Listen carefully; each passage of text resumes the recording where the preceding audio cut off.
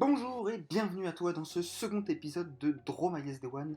Et aujourd'hui, on va parler de SDN ou Software Defined Networks, les réseaux définis par logiciel. Déjà, de quel réseau parle-t-on? On ne parle pas d'un réseau en particulier, on parle de tous les réseaux. Les réseaux MPLS, les réseaux Internet, les réseaux filaires, sans fil, on parle de tout. Aujourd'hui, dans les entreprises, il y a un certain nombre de fonctions réseau portées par des équipements, virtualisés ou non. On a le routeur qui fait du routage, le firewall qui fait de la sécurité, etc. Dans chaque équipement, il y a une partie qui permet de traiter les données et une partie intelligente qui gère ce traitement, comme le cerveau dans le corps humain.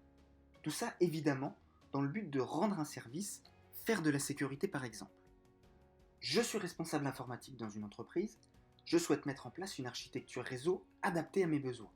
Je me rends donc sur chaque équipement et je le configure bien souvent manuellement. Cela peut rapidement devenir assez complexe. Chaque équipement n'a qu'une vision partielle du réseau, certaines architectures sont donc complexes, voire impossibles à mettre en place. Demain, avec le SDN, je sépare la partie intelligente de la partie traitement. Et cette partie intelligente, je la centralise. Au lieu que chaque équipement s'autogère avec une petite partie intelligente, j'ai un gros contrôleur central très intelligent avec une vision globale sur le réseau.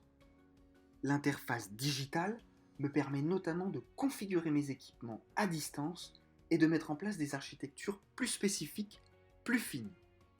En résumé, le SDN me permet de gagner du temps dans la configuration des équipements. J'ai un problème de sécurité sur un site, j'installe et configure rapidement un firewall à distance.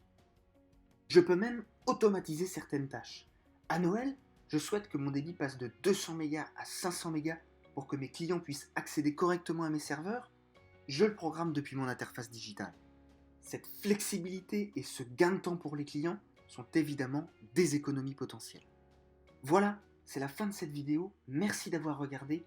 Vous êtes maintenant familiarisé avec les grandes idées du SDN. N'hésite pas à commenter et si t'as aimé, mets un petit pouce bleu.